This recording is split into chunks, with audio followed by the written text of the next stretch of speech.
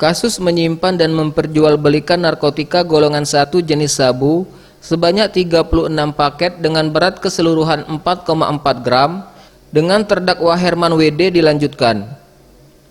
Majelis Hakim PN Palembang diketuai Yohanes Panji Prawoto gelar sidang dengan agenda pembacaan putusan di hadapan terdakwa melalui sidang telekonferensi di hadapan Jaksa Penuntut Umum Kejari Palembang Desi Arsean melalui JPU pengganti Satrio.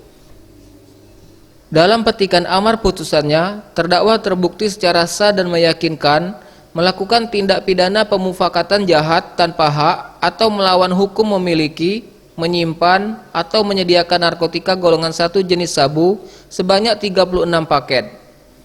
Sebagaimana diatur dalam dakwaan kedua JPU pasal 112 ayat 1 Undang-Undang RI nomor 35 tahun 2009 Jungto pasal 132 ayat 1 tentang narkotika menjatuhkan pidana kepada terdakwa dengan pidana selama 8 tahun penjara dengan denda sebesar 800 juta rupiah subsidiar 3 bulan kurungan. Bersalah melakukan tindak pidana tanpa melanggar hukum, melakukan pemufakatan jahat, memiliki, menguasai narkotika golongan 1 bukan tanaman, menjatuhkan pidana terhadap terdakwa karena itu dengan pidana penjara selama 8 tahun.